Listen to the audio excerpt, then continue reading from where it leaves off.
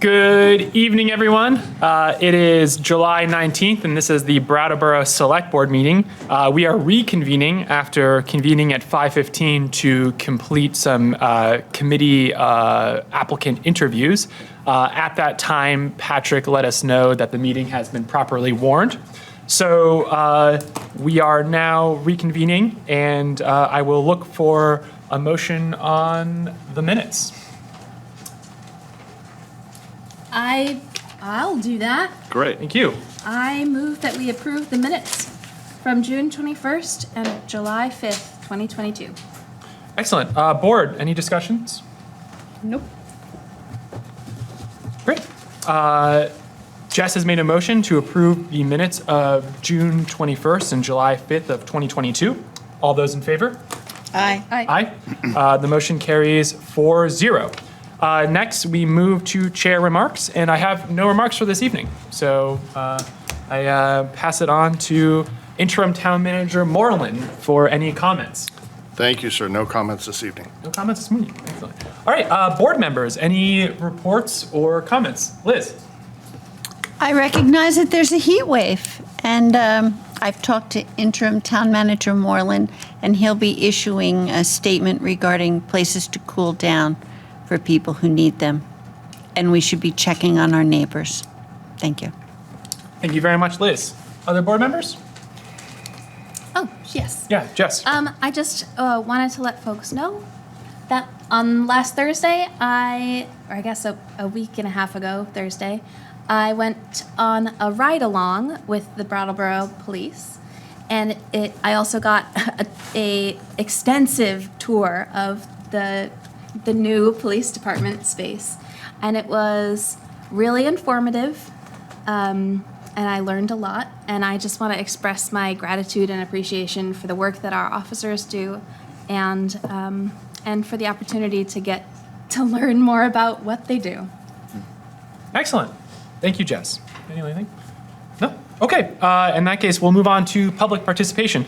So just a reminder for people, because I see a couple maybe new faces. For public participation, this is an opportunity for people to speak on something that isn't on the agenda tonight, or if they would like the board to pull something from the consent agenda, that would be an appropriate thing to speak on as well. So with that little intro, is there any public participation this evening? I see none in the room, and I'll look to Zoom quickly. No. I don't see any at all. All right. In that case, Now there's a hand. oh, okay. Yeah. What's the name? Kurt Times. Oh, Kurt. Welcome. Hi, am I working? Is it working today? I can hear you. We can't see you quite yet. Hallelujah. I would just like to put a, Oh, maybe it should go on the agenda later, but about funding on an emergency basis or funding for things which are not on the agenda. In 2011, we had unbudgeted expenses for repairs from Irene, and I think we could do the same kind of thing for the funding of the abortion advocacy. And maybe that should be a separate matter about how you fund it. But anyway, $100,000 wouldn't be too much out of the way, because we spend $100,000 for the first year of the sustainability coordinator, which BCS had promoted by petition. So I don't know if you want to have a separate funding mechanism, or you want to discuss that as part of the resolution. Well, we're not going to add anything new to the agenda, because that's an element of the agenda. It's got to be properly warned ahead of time. It sounds to me like your comment, while fine to have now about sort of funding mechanisms and stuff, I think it may be also timely to bring that up during the resolution discussion as well. So if you want to talk about that further, then I think that would be appropriate. Thank you. Yeah, absolutely. Thank you, Kurt. Any other members from Zoom? No. God, I think my eyesight is getting worse. I see it I at all. realize I cannot see it. Pretty tough. Okay, so in that case, nobody else from the public here. In that case, we move on to the consent agenda. And I'll just acknowledge that we're going to continue the putting the expenses amounts per consent agenda item. I think that that's a good process to continue in the future. We neglected to put those on for this one, and so I'm going to have Patrick speak to the items briefly and include the any kind of monetary element to each of them as well. Excellent, thank you. So there are 3 items on the consent agenda this evening. The first one is to replace a service truck 106, which is a utilities division vehicle.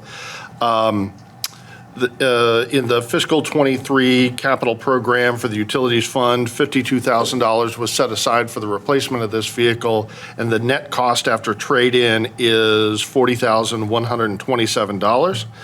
The second item on the consent agenda is to appoint our new finance director as treasurer. That would be Kimberly Frost. And then the third item would be to accept and appropriate a grant, an ARPA grant from the Vermont Department of Libraries in the amount of $5,911.21 for a couple of cameras to facilitate meetings and a few other items at the library. Thank you very much. Patrick, board members, you want to pull any of those items? Okay, in that case, I would entertain a motion. Oh, Elizabeth. Liz. I move to accept the consent agenda as presented. Liz has made a motion to accept the consent agenda as presented. All those in favor? Aye. Aye. Aye. Carries 3-4-0. No, you're voting against it. And congratulations, Kim, our new town treasurer. Okay. Congratulations to us. Yes. Yes. There we go. All right, so we move on to new business. And our first item, item A under new business, is discussion on a resolution to protect a pregnant person's access to abortion. So board, I'm going to open this up with just a very brief first appreciation to the public for people who are interested in this discussion. Thank you for your patience, as I realized we didn't get to this last meeting, and I'm glad that we're getting to it now. Second, the agenda setting committee of Mr. Quip and myself and Patrick, in putting this on the agenda, my feeling on it was hopefully we could have some discussion on the language of this resolution, whether the board is interested in adopting any kind of resolution like this, and then if we have some constructive advice to give to the town manager or questions to Attorney Fisher, then another draft of this can come back to the board for additional consideration and potential adoption at another meeting. So with that in mind, we don't need to necessarily hammer this out to get it done tonight. I really feel like we can give this the time it needs to get the language to the place we want to get if the board is so interested in actually adopting it. So with that, Patrick, did you have anything that you wanted to speak to on it? No, sir. No? Okay. In that case, board members, we start here. Has everyone had an opportunity to review it? Jess, you were the select board member who requested this item to be put on the agenda, so I'd be happy to pass it to you to sort of give a little introduction. Oh, sure. Thank you. Sure. So, after the recent Supreme Court decision, which overturned Roe v. Wade, there was a lot of conversation in the community about what this means and how this feels.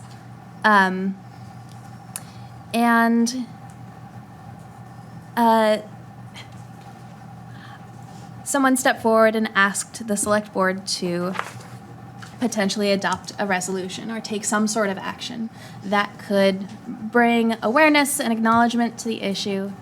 And I think that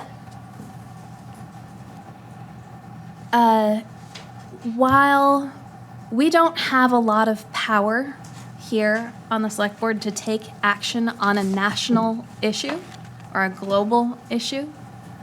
It is incredibly meaningful. And people go to protests and rallies for a reason. To share in values, to show solidarity to folks who need the support right now. As a person who can get pregnant, the action that the Supreme Court took gives me such fear. Because it undermines my autonomy as a human being to have equal freedom and choice in how my life rolls out before me. And I think that just because I can get pregnant shouldn't hold me back from having the life that I wish to lead. And so the decision sort of changes a whole national approach to this issue. And for me, any action, any statement that is in solidarity with women's and pregnant people's autonomy and liberty and freedom and equality is incredibly meaningful. And I really hope the select board moves on this. So I wrote this. Yeah. So let's talk about it. Yeah. Do we have somebody unmuted? Yeah, I think not sure if we do have anyone. What's the matter? We're just picking up Just a little kinda bit like a little of interference from something on Zoom, so I'm just wondering if we've got somebody unmuted.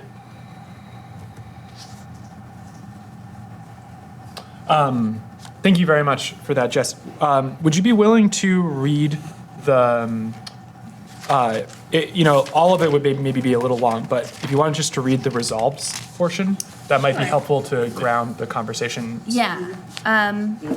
So the first half, so a resolution, I learned, is a really fun and funkily structured document. And it starts with a bunch of whereas statements. Whereas this is a reality, and whereas this is a reality. So I took some time to do research on, what is this reality that we're facing? Besides the Supreme Court's decision, what else does this impact? And there are issues of health equity, of economic equity.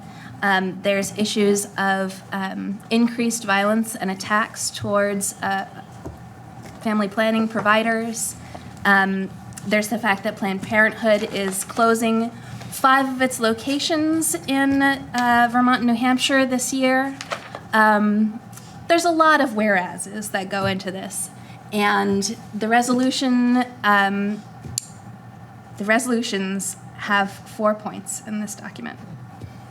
So I'm asking or proposing that the Brattleboro Select Board resolve to oppose cooperation in any investigation related to providing or securing abortions for any pregnant person. That means if any other state or town jurisdiction is investigating an abortion, we won't cooperate with those investigating officials. Number 2, that we believe that any investigating body using data from an online collection service must have a warrant to obtain that information on any person within the jurisdiction of Brattleboro. There's a lot of fear about how online apps and software can disclose personal or health information, and this is just saying that requires a warrant for investigations. Number 3, encourages the town manager's office to recognize the safety needs of healthcare providers in issuing open-air permits. So that means for protests or rallies that are potentially anti-abortion rallies, that there would be some consideration for how close or the location when thinking about where service providers are located and the safety of their staff and the people accessing those services. And the last one is supporting safe, equitable, and accessible reproductive health care for all of Brattleboro citizens through any means that it is able. Great.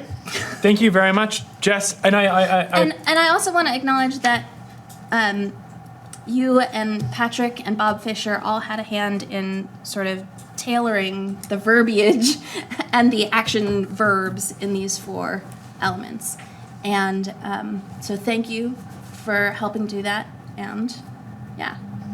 Thank you very much, Jess. And I apologize I don't think I actually said that you drafted this, but I should have sort of started with that instead of it just being what you proposed, but that's, yeah. So other board members, I think we can start the discussion here, and then I'm very curious to hear from the public on what they think about the language, what they think about even the board adopting a resolution like this. But I think starting here may be helpful to sort of see at least where the conversation is going. So thoughts? Yeah. Daniel? So there's a couple of things at play for me. One is my own personal opinion around whether the state should have the power to intervene in somebody's bodily autonomy. I don't believe that they should. And then the second thing that's at play is what is the Brattleboro Selectboard? What is our role in this, and what are our powers? And does this resolution do what it wants to do?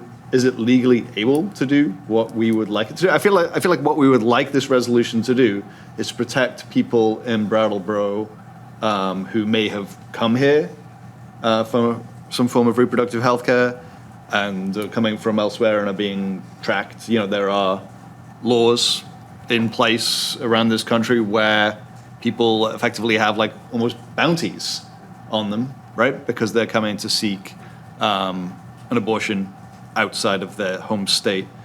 And so I suppose around that regard, I would want to know, what does Vermont law say about that? How does Vermont law stand in that situation? So I would like to know that. I'm not sure that what's in this resolution would, in law, protect somebody from that kind of situation. And so I would much rather that it actually do that than just sound like it might do that, right? Because I wouldn't want people in Brattleboro to be like, everything's fine because they passed this resolution, and then legally turns out not to be the case. That would be a problem for me. So that's really my big piece. And then the kind of second thing that I'm concerned about is the first point where it says that we oppose cooperation in any investigation. And again, I would have the same kind of question. We had this with a resolution around, migrant workers and ICE collaboration a while back. And I just want to make sure that, we actually can oppose cooperation and that it's the select board's place to say so, because by doing so, we're kind of directing, I presume, the police department to behave in a particular way. I don't imagine the charter will. Yes, I feel like this might have been discussed already. Yeah. Yeah. So these are the questions I bring to it. I'm, in general, only in favor of resolutions that actually have some, power to them. I think that if we're just going to say this is a resolution that says we want these things to be the case and we want to let you know that, the Brattleboro Select Board as a body feels this way, but I also want it to have, some weight. Mm-hmm. I think that, appreciate the question, Daniel. I think that Patrick can speak to some of that, which was involved a little bit with Attorney Fisher in the drafting of this first iteration of the resolution. Patrick? Sure. So I didn't anticipate speaking this quickly into the discussion, but I'm happy to. I can say there are times when the board doesn't necessarily have the authority to make something law, but it can express itself, and in doing so can forcefully make a statement that's worthwhile for the community. And an example of that might be when the board passed a rule for mask wearing. While, the board wasn't in position to require that there be an enforcement of a mask, it was a strong statement. And the strong statement had an impact on the community because the community recognized that this was something the board felt strongly about and spoke firmly to. The statements that make up, the four statements that make up the resolution before you this evening are similar expressions, I would say, largely because advancing beyond these similar strong expressions would be, in some ways, depending upon the particular item, outside of the board's authority.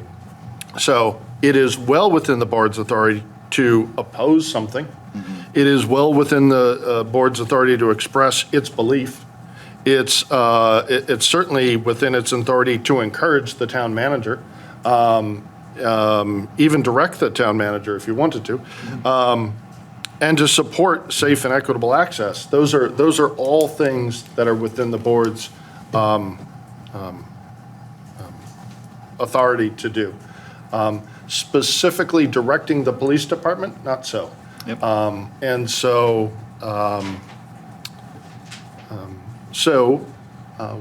as Jessica pointed out, we had an early draft, and we spent an afternoon sort of working with the early draft, and would this tweak be okay, and what do you think of this? And, I think we worked our way to a place where there's a document that, although Attorney Fisher isn't here and able to confirm, I can confirm, he's reviewed this, he took part in its drafting, and is perfectly comfortable with the board moving forward with the resolution as it is presented.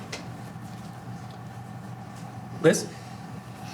Well, I have the utmost respect for the drafters, especially you, Jess, and I certainly agree that it's everyone's right to protest and voice their opinions on national and state issues.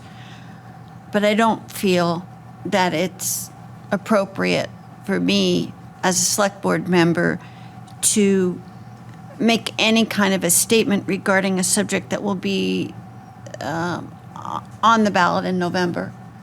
And not only will this issue be on the ballot in November, but I believe that November, this issue is on in every race, in every election, that this November is about this subject and who we elect.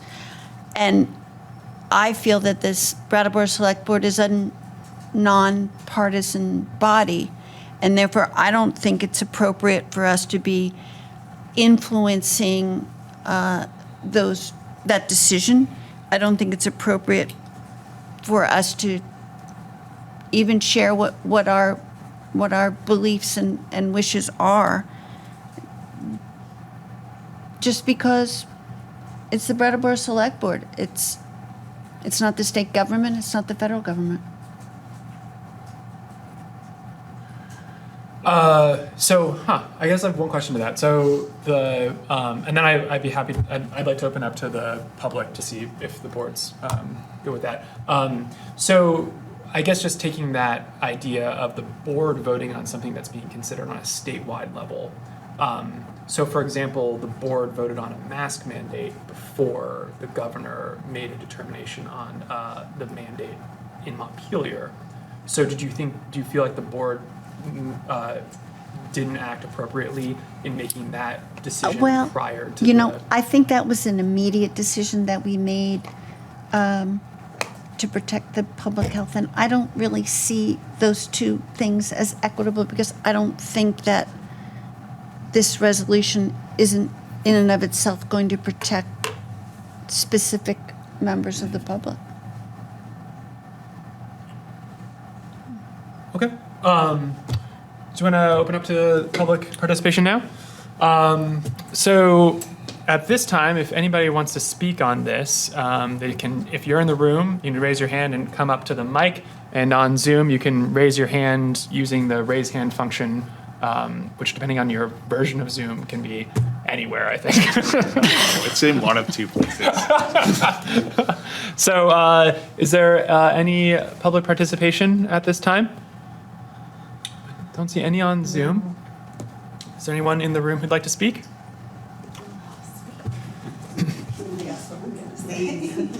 And all I request is that you just state your name and you state where you live, and that is all. Sure. So I'm Erica De Lorenzo, and I live on Western Avenue. I moved here 4 years ago, and I moved here for so many reasons, including that Brattleboro is known for these kinds of values of community and offering services and support and help and advocating for marginalized and unrepresented populations. And I was the person who sort of asked the board, mostly as a question, sort of to your point, Daniel and Elizabeth, right? I'm not well-versed in local government, though I'm trying to be more educated about it and be more involved, and I would like to understand what can be done. And it was my feeling, and still is my feeling, that regardless of the jurisdiction issues or the enforcement opportunities, what we are facing requires you to use your voice as a select board. All of us as citizens standing up here or going to protests or voting, but there is a lot more at stake. Even voting and access to voting and whether or not our votes are accurately being counted is under attack. So I don't think it's a good enough thing to say, well, it'll be on the ballot at this point in time based on what is going on in our country and at the level of the Supreme Court. And so what I'm basically alluding to is that this decision is not really about abortion. What we're facing is fascism. I know this because this is my ancestral history, and this is a pattern. And so I think it is totally appropriate for the select board on behalf of the community to say, these are our values. This is what we will stand for. This is what we will do to protect our citizens. We will observe and watch what gets done at the state level, but we're up against some pretty powerful forces that are not good. And I just think it's imperative to put something on the record about what we expect in terms of how our people will be treated. Even if we can't enforce it, even if it doesn't have legal teeth, it's really critical that we hear from anyone and everyone right now. I don't think it's satisfactory to stay quiet. I just don't. And I really would encourage all of the select board to think about the position that you're in and know that the community is watching. And when push comes to shove, it's our neighbors, right? It'll be our neighbors that we have to speak up for and protect and advocate for. And whatever is going on at whatever other level will not be as important when, it's in your streets and it's hitting your hometown. So that's all I'd like to say. And thank you so much. And I just want to thank Jessica for the incredible hard work and all of you for putting whatever time in you did to this. So thank you. Thank you very much, Erica. Appreciate it. Board members want to speak to that at all? Or continue on public participation? Keep with the public participation? Yeah, let's. Yeah. Great. Anyone on Zoom? And if not, anybody else from the room wish to speak on this item?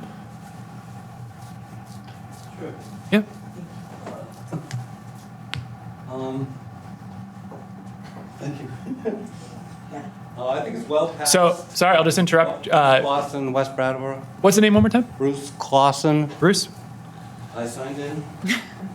thank you for signing in. I think it's well past due that something strong is stated and that the public, it's pretty obvious that the public is in need of something. It seems like the momentum is, it's like every delay causes more people to be worried about other problems. This is the 14th Amendment. This is a slippery slope. They've just attacked the Constitution. You know, the Supreme Court is just ripped it apart. And all our civil rights and everything's based on the 14th Amendment. And we can put money besides it, not just the wonderful things Jessica mentioned, but to help. You mentioned Planned Parenthood or pro-choice or even a pittance to have somebody coordinate all these things that you have mentioned. And I'm really scared that, not just speaking here, but for all of us, that this is maybe too late already. Like global warming, you can't just say, oh, we'll study this and put it off for another election, maybe another election, maybe another. It just seems totally a farce. And I think we need to do something now. Thank you very much, Bruce.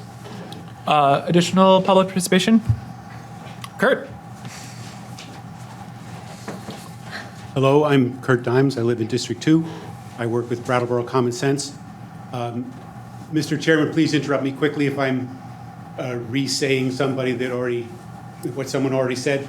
I had bad reception at home, so I had to rush in, and I missed a few minutes. No worries whatsoever. We're happy to have you in person. Welcome. Thank you. I was to speak very directly to a point that Jessica made about the efficacy of local actions.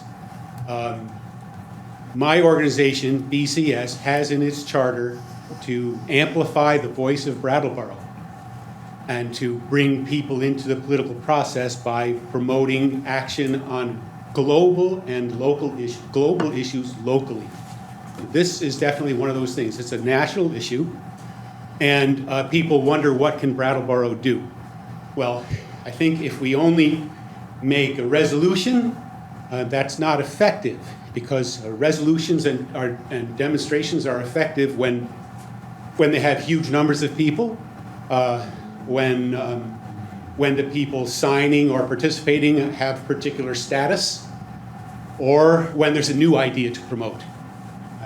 Supporting abortion rights is not a new idea. The Selectboard and Brattleboro maybe itself has something of a status, but the Selectboard doesn't, except in as far as it represents the people of Brattleboro. So in order to put teeth into a resolution, in order to make it really significant, we have to put teeth into it. And the teeth of Brattleboro is its treasury. We've got to put our money where our hearts are on this. I'd also say that Bruce, especially right, when he touches on the political climate. The political climate is very, very rough, rougher than I've ever seen in my 10 years. And we have to look even to our adversaries for inspiration. The Texas legislation making bounty hunters of its citizenry for the sake of suppressing abortion rights is terrible and innovative and effective. It's effective. It's already evaded the Supreme Court. It's effective all around the United States. Now we have to take new measures in order to find another way, not just the mild demonstrations we've been doing. We really have to take an emergency attitude towards this. Thank you. Thank you. Thank you very much, Kurt. All right, board, I don't see other public participation at the moment. So I think I'd like to just sort of circle back to where I feel like we're landing at the moment, which is, Daniel, you know, you got some response to your question from Patrick about the language currently used. would you be in support of a resolution if we were to have some of these terms re-looked at to see whether we can give the board any kind of additional power than is currently sort of drafted into this? You know, I mean, what I heard from Erica, I think, was that in some ways this is about a statement of values. And if we are honest about that, and that this resolution is stating values held by whoever on this board votes for it, right? Then I can live with that. What I don't want to be doing is, you know, saying it's one thing when in actual fact, that's not what it is. You know, that it doesn't have the ability to oppose cooperation, that it doesn't, you know. So I'm kind of on the fence. You know, I thought that Patrick's point where we could, instead of encouraging the town manager's office, we could simply direct the town manager's office, like that is within our power. Be happy to change that word from encourage to direct. And the first 2 points, yeah, I would really want them to have some weight behind them. I don't want the people of Brattleboro to think that we took care of it, and in actual fact did not. So, yeah, a little on the fence. Okay.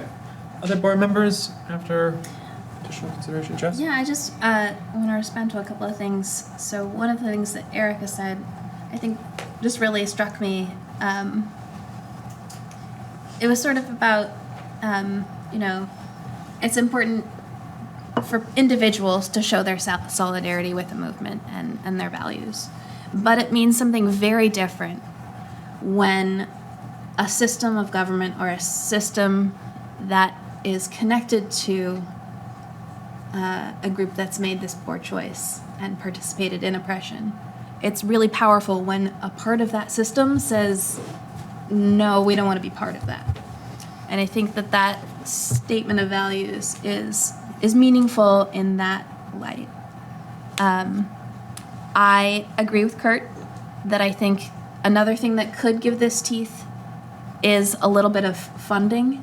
I spoke this afternoon with some folks from Planned Parenthood and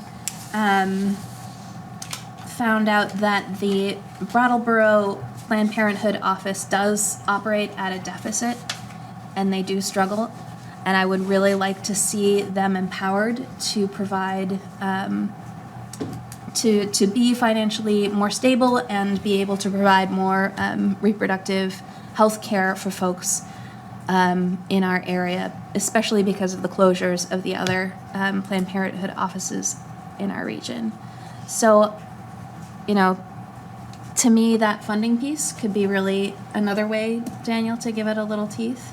And I don't know if that's fiscal year 23 or our intention is to put it in the fiscal year 24 budget, that they definitely will receive a piece of funding. Okay, so those are the two things I wanted Daniel. to say. Yeah. Or unless, Liz, I don't want to. Go ahead, I'll wrap up. Thanks, Liz. I just want to speak to the money piece of it because Kurt had asked that we modify the agenda item by adding in, like, I think it was 50,000 to Planned Parenthood in Brattleboro specifically and 50,000 to a national organization. And Ian and myself declined to modify the agenda item in that way because there is already a process whereby human services organizations can apply for funding, and that is made through our Human Services Review Committee. Boy, it's been a while. And town meeting decides on that. So I feel like as a point of like process, we already have it. I know that, you know, there are times when process gets a bit of a bypass. However, I think that Planned Parenthood in Brattleboro are well aware of that and would be more than welcome to apply for funding there. I'm not sure if the communication you had with them speaks to what kind of amount of money would be meaningful to them. You know, Kurt had proposed $50,000. I don't know if that was based on a conversation you had with them. I'm asking you. Yeah. Yes. Just going to come up to the mic so that BCV can get you. This is Kurt Dimes, District 2, yes. Okay. Yes to the question. Yes, you spoke with them and said, do you need $50,000? I spoke with them. They favor, but for propriety's sake, do not want to advocate, for their own funding. And the human services budget is topped out. So if we take $100,000 out of that, that's $100,000 less for everyone else. Right, that money has already been Brattleboro. spent. Yeah. So this has to be an additional thing. I spoke with the former town finance director. He says that you could fund it right away, and the procedures would be later to decide whether to take the money out of the unassigned fund balance or to raise taxes. Do you want to? Yeah, I mean, I The just. approximate $100,000 figure comes because it's emulating the expenditures, the initial expenditures on the sustainability coordinator, which was first funded at that level. Yep. Thank you very much, Kurt. Daniel. Yeah, I'm not in favor of going that route and having an unbudgeted expense of $50,000 for this. Okay. Just so you know. Liz? Pretty clear. Okay, so what I appreciate the anti-fascist statements, but again, I don't think that the Brattleboro Select Board should be breaking with our process for human services. I know that probably the highest amount that Human Services gives to any particular nonprofit is probably $20,000. Yeah, I was thinking about that. And I think we all need to understand that the purpose of the human service contributions is not to fund in full a nonprofit's scope of work for the year, but to contribute as a means of charitable giving within the town for valid purposes. And in that way, the funds that are being talked about right now, I think are totally inappropriate. And again, these are political statements, and I would like our town attorney to weigh in on the relationship of this referendum and any potential funding with regard to state election initiatives that are being planned for the fall. Yes. We did have that conversation, and it did come up because there is a danger, or is a potential danger, depending on what we resolve to do, that our action could be seen as advocacy for the vote that happens in November, which everyone should know about, to vote on Proposition 5, which would constitutionalize a pregnant person's right to an abortion. So there's that vote coming up, and Bob believes that this, as it's written, would not interfere with that vote and could not be used as a reason for an individual or group to make a suit that the vote was improper or improperly influenced. So that is a danger that we were considering when we put this together. And that's not resolved in my mind. Yeah, I think it's an interesting question. I think that, generally speaking, I cannot believe that because Montpelier is considering some kind of resolution or decision or constitutional amendment on an issue, it precludes the select board from discussing and making decisions sort of like in the same universe, because, you know, we're separated. I agree if we had an explicit line here that was like, vote for Prop 5 in November. Yeah, absolutely. That would be violating that. But That was in my original draft. I'm not the town attorney. Bob Fisher is the town attorney, and I think it's an interesting question if does this on its whole endorse this? But my point is that Prop 5 secures that right for the people of Vermont and would supersede anything that we're doing here. And what we're doing here, I think, is more of a means of protest than it is anything of concrete value to the citizenry. And I wouldn't want to do anything here that puts the real lawmaking in jeopardy. If this were to have some kind of component of the resolution itself that had some kind of power behind it, would you consider supporting it? I, in my heart of hearts, think this is not select board business. Okay. What do you think, Ian? Yeah, I think I support this, but I also feel pretty strongly that if we could give it more teeth, it would be a more powerful resolution. And I think that the board, I mean, like, my feeling is the board has adopted resolutions since I've been on the board that haven't been, like, very, like, you know, haven't had direct actionable things in it that the board had complete authority over. So I don't think there's some precedent setting thing here. So I mean, and I'm also kind of curious about Liz's question, or at least my understanding of what the question was originally, which is, does this action on its whole kind of endorse something that's happening on a statewide election? I don't think the question was really posed to Bob like that.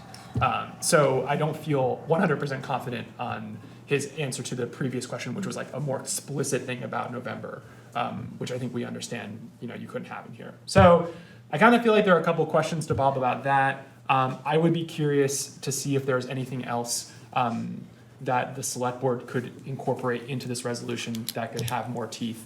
As far as funding goes, I would anticipate that this would come out of FY24, and that process is really clear in how it's done. And I actually think, and we haven't spoken to this, but it's more powerful if it comes from RTM than it comes from the select board, because it's the representatives of the full town voting to fund the human services budget.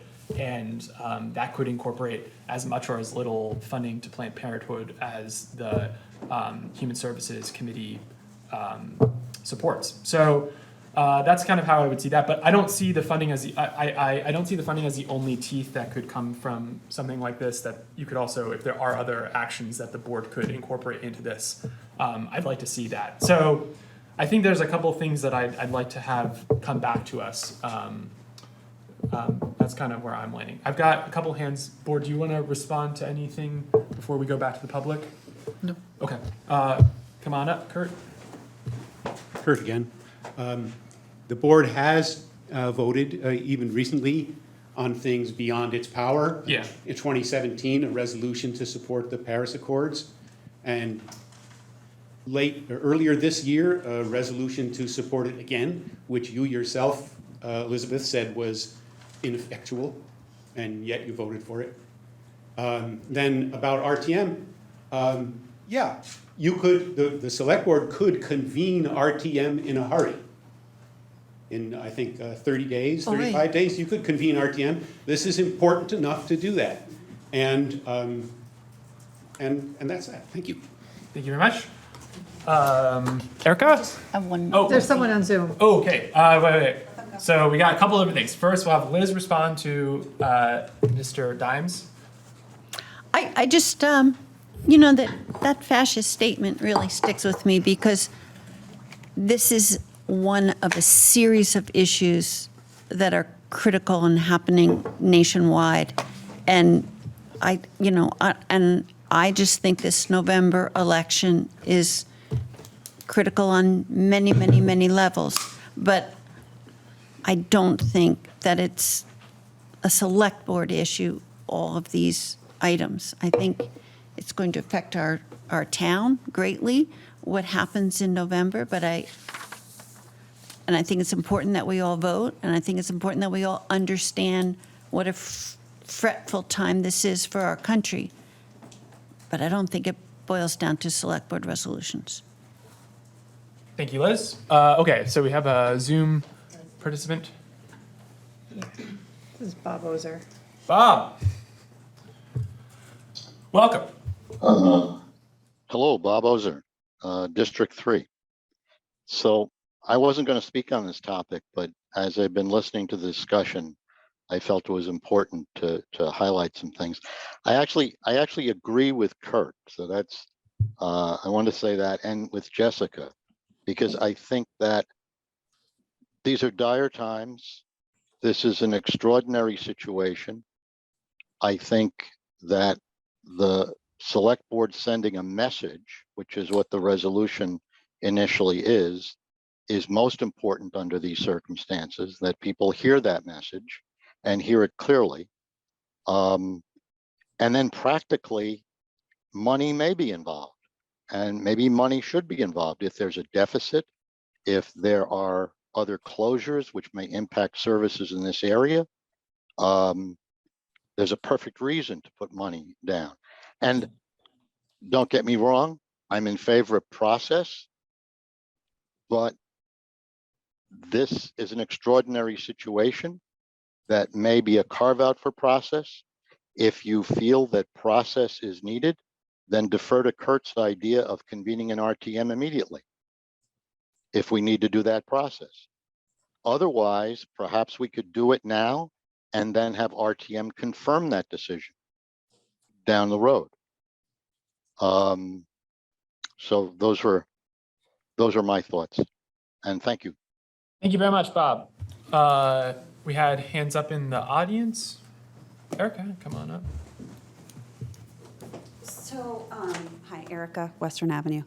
I would like the board not to stand on ceremony. You're hearing from your constituents. This is really important to us. And I think it's very short-sighted to try and put process in the way of what is actually a pretty critical situation for a lot of people right now. The constitutional amendment doesn't say anything about laws from other states around bounties or what they're going to propose to do. And by the way, there's a lot of that going on right now. If you're not paying attention, it's really bad. And they're going to try everything they can to try to influence or infiltrate or affect or chill any kind of efforts in other states to help their citizens get the health care that they need. And so I just kind of resent and think it's probably a strain of misogyny to put all of these steps and requirements in for this issue when clearly there's a lot of good memory and record keeping about other votes that have been taken on other issues. And that just kind of proves our point and why we are asking you to do anything at all, something, say something now. Do not give us process and tell us we have to walk through 85 steps. We get that enough in our day-to-day life as women. Do this now, we're asking. It has been vetted, it has been debated, there are attorneys advising, do whatever other adjustments that need to be made, but please do something. Thank you. Thank you very much. Anyone else on Zoom have their hand up? Nope. All right. So I think. Sorry. Oh yeah, please. Okay. Hello, I'm Ann Spate. I live on Canal Street in Brattleboro. Welcome, Ann. And I think that there's a system in place that needs to be continuing to be worked with, as far as Planned Parenthood, et cetera, and human services. So I think that you shouldn't mess it up just now. That's it. Okay. Thank you very much. All right, board. I don't know if we have 3 votes at the moment. Daniel, you're kind of the person I'm not really sure about. Oh, okay. I mean, so look, I do oppose cooperation in any investigation related to providing or securing abortions for any pregnant person. I do oppose that. Whether I can oppose that, or whether the town can oppose that, is not clear to me. Seemed like maybe we couldn't. I'm a little curious about how that kind of compares to the no collaboration with ICE Yeah. from a couple of years back. And so I might want to learn more about that. Well, I want to, hear from our town attorney and our police department about how that happens. I mean, I was visiting with the police department the other day, and we're talking about booking, and when somebody goes into booking, there are fingerprints taken, and those fingerprints, are fed into a database, and it made me think, oh, okay, I remember when we said we wouldn't collaborate with these particular agencies around this kind of stuff, and I wondered what kind of choice we had in that matter if we're connected to databases that might take that choice out of. Well, yes, that's my concern. So if all of these words on this resolution were actionable, I would be 100% in favor of this. Every time we've done some kind of resolution that doesn't have any kind of real weight to it, I feel iffy, and maybe I might have voted for some of those, but I don't know. I always understood them as some kind of statement. And this issue that we have today, is a vital and immediate concern for the health and well-being of people around this country. So I would not want to pretend that you can come to Brattleboro to get healthcare that you need and you're going to be safe because the Brattleboro Selectboard said these things. So if we can oppose cooperation and we can require a warrant to obtain information on any person who's, I need to reread this, but it's about the data collection, so you may not collect data on a person who is residing in Brattleboro without a warrant. Is that really possible, or do we just believe it, right? Yeah. Believing it don't make it so. Yeah. Liz? Well, first of all, people use those databases. My 2 daughters of childbearing age quit them. And I think we all should, so that's kind of a double-edged response. It's people shouldn't participate and government shouldn't steal information. Yes. You weren't sure whether I was in favor of this, so I just want to, I guess I provide a little more. Yeah. I would be willing to vote for it as it's written tonight, provided, everybody who's here and who's watching knows that I think that this is more of a statement of values rather than, something with legal standing. But people forget that, it feels disingenuous to me, because I do want people to be safe. The laws that are being passed around this country or that are already in place around this country are fiendish,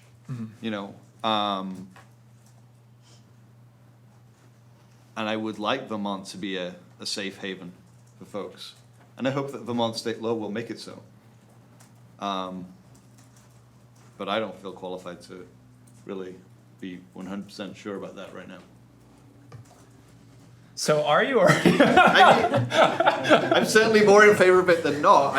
I just recognize its limitations. So, okay, right? So Jess, you've spoken much earlier on this. We've heard a lot now. Where are you landing? And I'm trying to figure out whether we should have a vote on this or if there should be some additional work done so that we can either move this to the next agenda with additional consideration, or if it needs to go to a vote. And I'm having a hard time telling where people are at. So I'm just kind of looking to you to see where you're feeling, because it'd be reasonable to not be in support of this now if you want to incorporate new things that you've heard. Would hearing from Bob on any of these issues change your mind about It how may. to support this? You know, I would like a further understanding of what the Brattleboro Select Board can and can't do, and Yeah. how it affects, potential state law. I don't want to gum up the works for the state initiatives and protections. And I don't want to do something that's merely symbolic at the expense of what the state's doing that's real. Okay.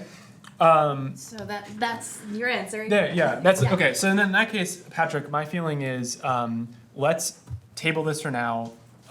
Let's have Bob look into, summarizing what I'm hearing from the board, to ensure that an action taken on this won't run us afoul of Prop 5, that there is any way that we could modify any of the proposed resolutions that could give the select board more power to act rather than more of this less powerful language.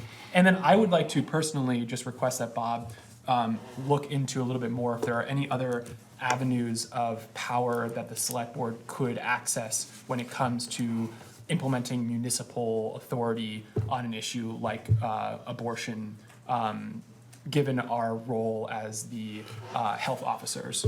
I don't know how much he's looked into it, and if there is anything that could be additionally pulled into this resolution, I'd like to entertain it. Absolutely. If that's the will of the board, then we'll have Bob take a look at those things, and I think it would make sense then, if this is going to be on the next agenda, Yeah. that perhaps Bob be here to facilitate or support that conversation? Yep. Daniel? Can I just make an additional request to be super clear that we get Bob's legal opinion on the state of Vermont law as it pertains to somebody coming to Vermont for an abortion, and whether Vermont law protects them from laws from their home state. Yeah, You know what I I think, that's a fair point. So both for residents of Vermont, but also non-residents coming, Yeah. trying to access healthcare Yeah. benefits in the state. Okay. Oh, and I further think that we should use the RTM process that's in place for any funding. Agreed. Anything else, board members? I just want to say one last thing. Yeah. So it was my expectation that we would have a process with this resolution, that we wouldn't jump to approving it tonight, but that we would discuss it. We would make statements about where we stand, what questions or concerns we had, be able to express solidarity as we felt it with this issue. The one other value that a resolution like this can bring, when I was writing this, I Googled it. I Googled what other towns were doing and looked at the resolutions they were creating, and there weren't a lot of them out there. But there were a few, and they had some slightly more teethy language in the actions that they were taking, but there weren't any in Vermont yet. And so I think this conversation and this process and these questions are really important, especially if this does get passed, to set an example for other Vermont towns, and also to communicate to the state government if there are not laws or rules protecting people who are seeking abortion access. It will help them understand where the towns stand on supporting, having warrants with investigations, or police departments not cooperating with bounty hunters coming after people who get abortions. So I think that, beyond just making a nice statement of solidarity or values, this can also help move forward. Great. Thank you very much, Jess, for that. Yes. Okay. Yeah, I also fully agree. And I think that this resolution is something that I'm looking forward to voting for when we've tuned it in a way that it's the most effective resolution for the board to consider. So thank you very much for everyone's participation on this item. And we will shelve it, move it to the next agenda for consideration of the board in August. So with that, we will move on to new business item B, which is the EMS update. So I'd invite the chief and vice chief, right? Vice chief? Assistant chief. Vice is more of a police matter. Yeah, I guess so. Good evening. Welcome, gentlemen. I'm happy to report things are going very well. Staff is doing well, Golden Cross staff is doing well. Currently, as of 8 o'clock this morning, we have done 132 EMS responses.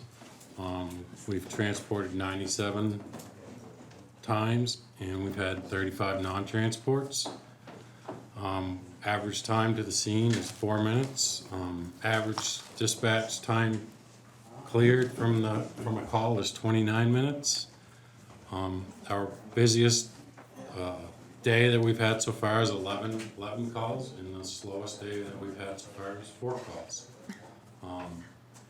We have had to use our third ambulance 2 times, and we have not had to call for mutual aid any times. Great. Board members, questions for, yeah, Liz? Can you give us a sense of how the fire departments, EMS and paramedics feel about the work? Are they confident and learning and so forth?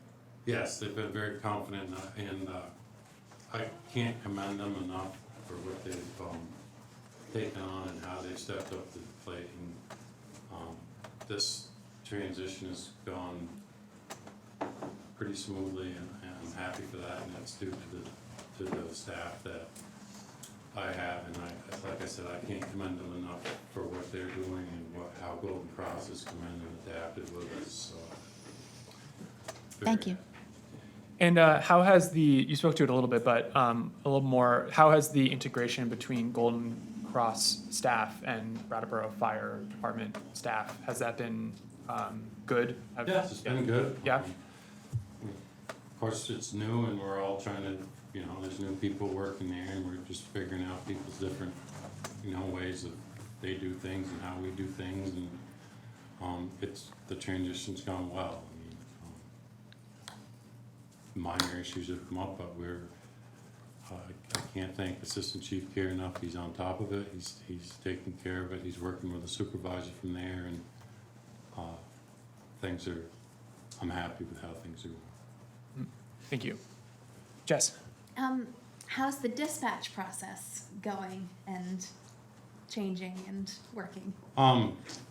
Dispatch actually Assistant Chief Care reached out to him last Friday and asked how things were going from their end.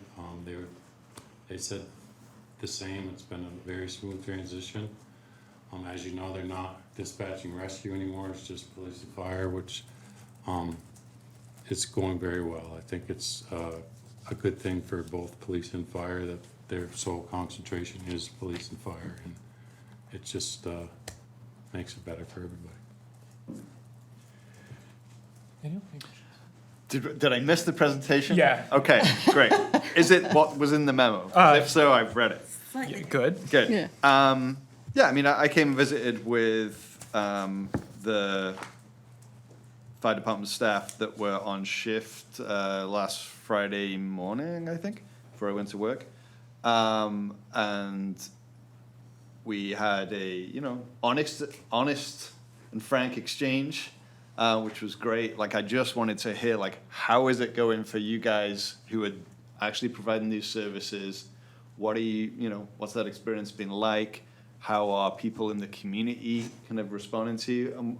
And I left feeling really confident really heartened by what I heard. I was humbled and reminded of the professionalism of the folks that work for that department. It's important, I think, for the select board occasionally to get from behind this table and go out into the real world.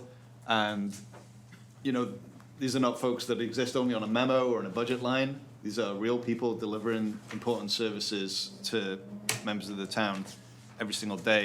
And, you know, I just feel really proud of them. And I'm so happy that things are working well. I always expected that they would, but, you know, it is important that that actually is also what happens. And especially things being, you know, a big change for the town. And confidence is a vital piece of this. And so getting underway in a good fashion builds confidence within the department, but it also builds confidence within the community. And so, I couldn't be happier. Thank you. Thank you. The board members, or, yeah, yes? Because it's come up in public conversation, I was curious about the revenue side of things, or if we can add that to your regular reports. We can. We're working with Golden Cross, and because we were only 3 weeks into it, we couldn't really give you an accurate statement at this point. So I believe every second meeting of the month for you folks will have a financial report of their billable, what they've billed and what they've collected. Great. And just as a reminder, so Golden Cross is billing patients for transport. That's correct. And so the fire department isn't going to be seeing that money. Right. But they're sharing that data with us, and that will be reported to us. And I really appreciate the work going into providing the board and the public with this data every month. And yeah, and I think every second meeting of the month, having the fire department present is really good for this transitional period for us to hear how things are going. So unless there's other questions from the board, I'll open it up to the public to see if there's any questions. I'll look to Zoom. Bob Ozer. Bob, welcome back.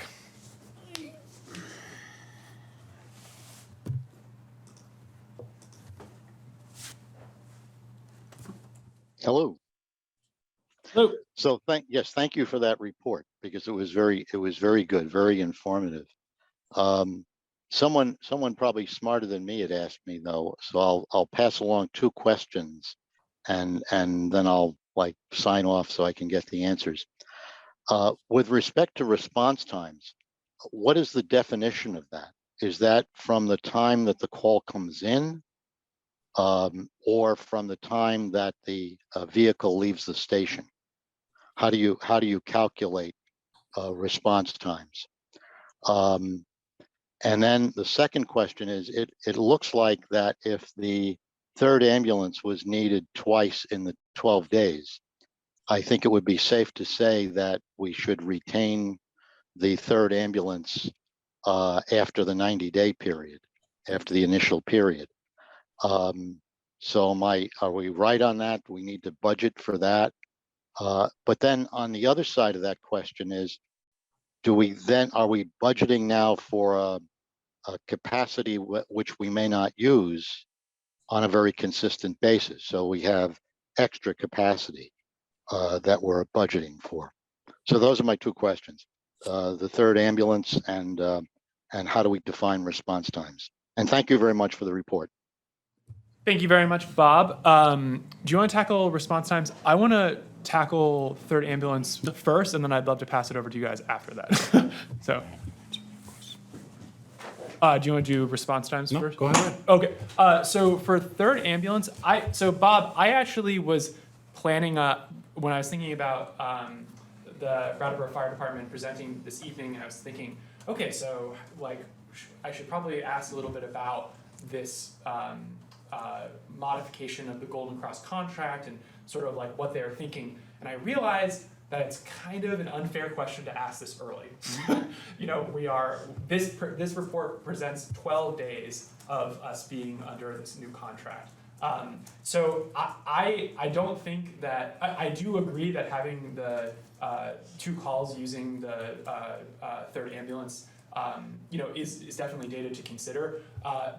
I would personally like us to wait to make a determination on whether, and there are 2 elements to this that I think is important for us all to remember. There's the 3rd ambulance, and there's also the additional staff time. So there are 2 elements of that, and the question that will be before the board in 3 months will be both of those elements, and whether they're both needed, one's needed, and I imagine that by that time, the fire department and the select board will be well informed as to deciding what we need to do to modify that contract. But asking 12 days in seems a little bit a little too soon, a little premature. But if Chief wants to speak to it a little bit, please do. That's just my feeling. That's right now. my exact feeling on it. On that, we have in our data system, we have what we call a hot map, which it breaks down the areas of town that we're going to for calls. And it's pretty interesting. AC and I were looking at it this morning, and it's pretty interesting that the 2 different areas that are very hot zones. And it helps with understanding why our response time is so quick and why our response time or our transport time to the hospital is quick, because I'm hoping that I'll have that hot map for the first month, and we'll present it to you, and I'll present it to the public to have them understand where the majority of our calls are, and the time of day as well. So I agree. I think we need a little more time to analyze this. And as far as response time, I'll have AC Kier answer that question. So just to clarify response time a little bit, there's 3 different numbers that come about when we talk about response time. The first one is the time dispatch actually receives the call.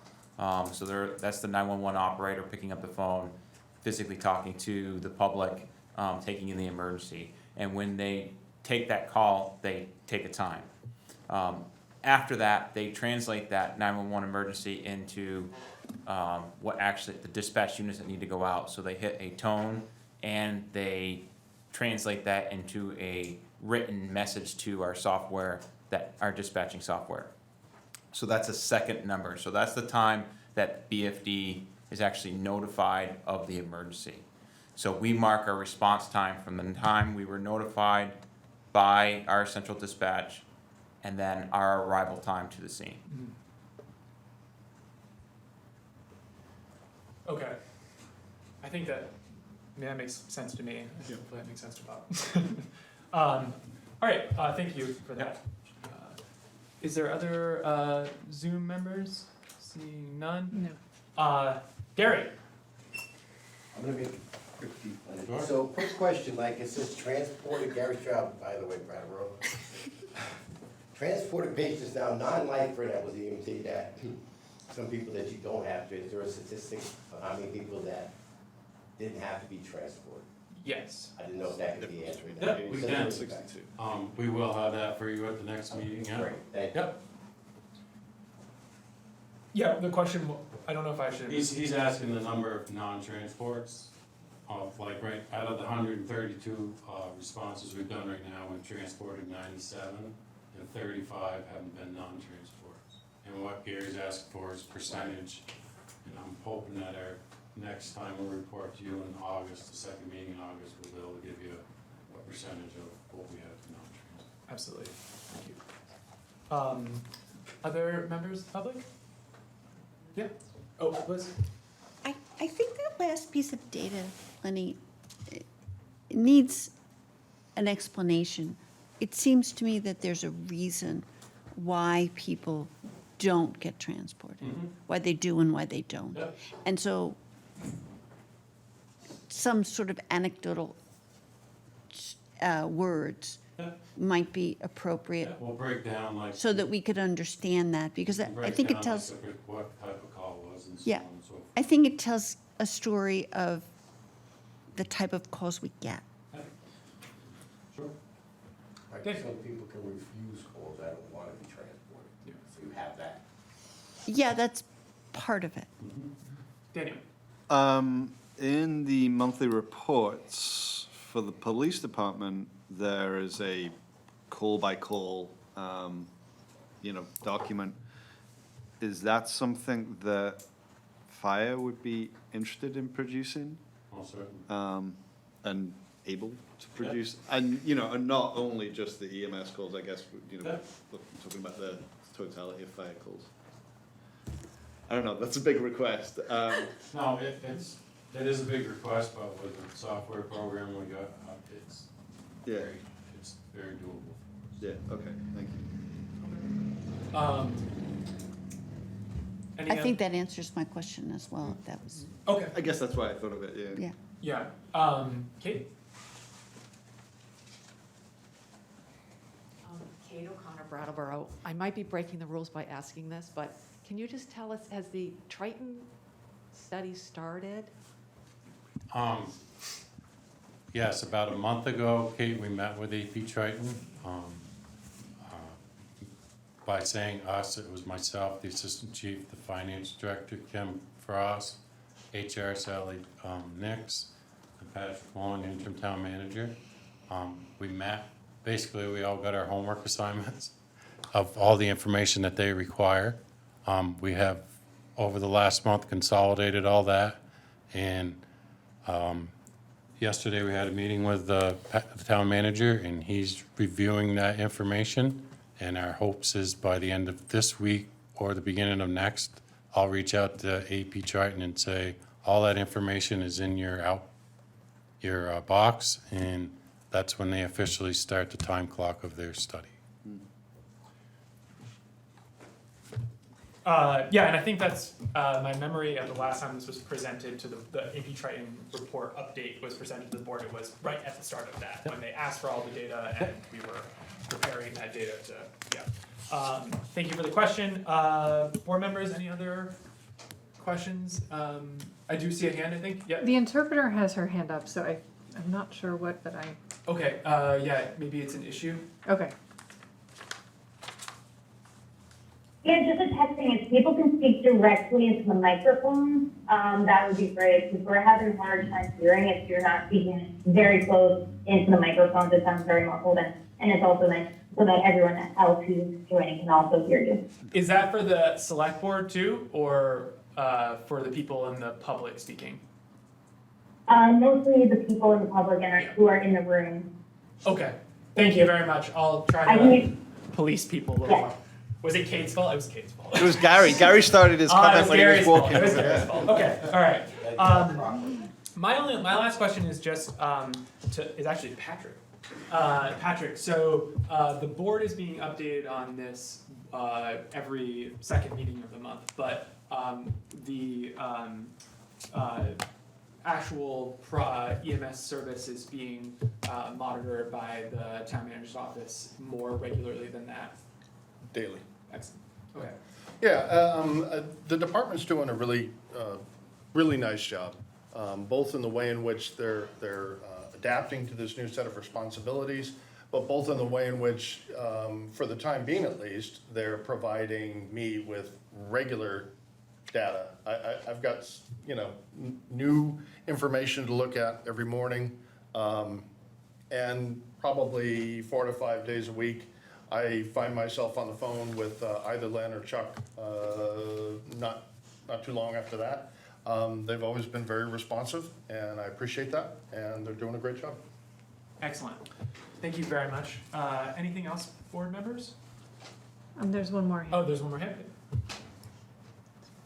Bob was there. I just got an ex parte communication here from someone who asked if you can somehow make the interpreter bigger on Zoom for them so that they can, I guess, understand what's going on. I don't know if you can do that, but.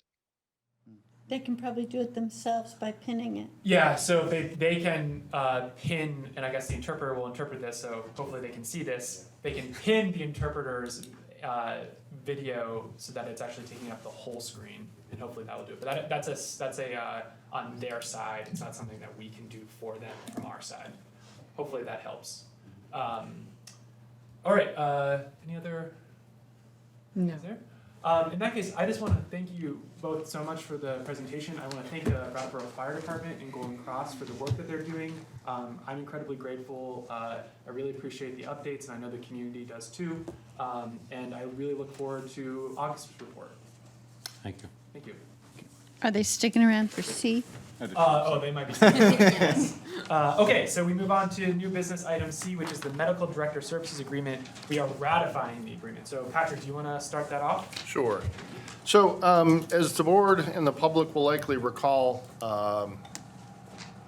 your last meeting went very, very, very late. And at some point in time, the meeting needed to come to a close, and there were still a number of items left unaddressed. It was my sense as the town manager that there was really no good purpose to be served by delaying the execution of this particular contract. This is a contract for EMS medical oversight between the Brattleboro Fire Department and Mary Hitchcock Memorial Hospital and Dartmouth Hitchcock Clinic. And so this is an engagement. It's required of us.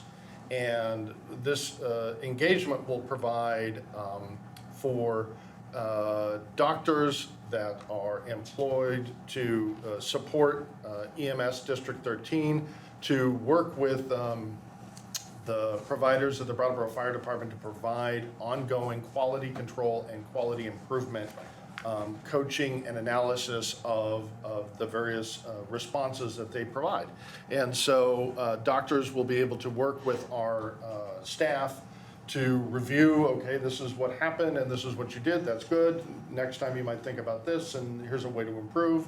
And so there really didn't seem, in my judgment, to be anything to gain by delaying the start of that relationship. So I met with Bob the next day. I asked him, can we review my authorities and do I have the authority to execute this contract? We concluded that we did. And so I executed it on behalf of the town and am asking the board to ratify that decision. Excellent. And someone's going to speak to a little bit more on the agreement itself. Yep. I just want to make it understood that prior to the ambulance, of us taking over the ambulance service, we were already in the process of upgrading our license from advanced EMT level to the paramedic level. And prior to Golden Cross getting approved by you folks as the contract and getting approved by the state, the license to provide service here, we had already applied for our paramedic license because we had 2 paramedics on staff. So this was coming regardless if we took over the ambulance service or not. This was the contract that we were going to have to do. And the reason being is we're providing a paramedic level service, and these folks are doing very technical things and procedures in the field, and it's important that we have a doctor doing the oversight of this. And I met with Dr. Swozy and Dr. Storn, who are the 2 doctors that will be working with very closely with this. And they, being it's our first year as a paramedic level service, they would strongly feel that the 8 hours a month is imperative that we do that the first year. They're fairly confident next year it'll be cut in half.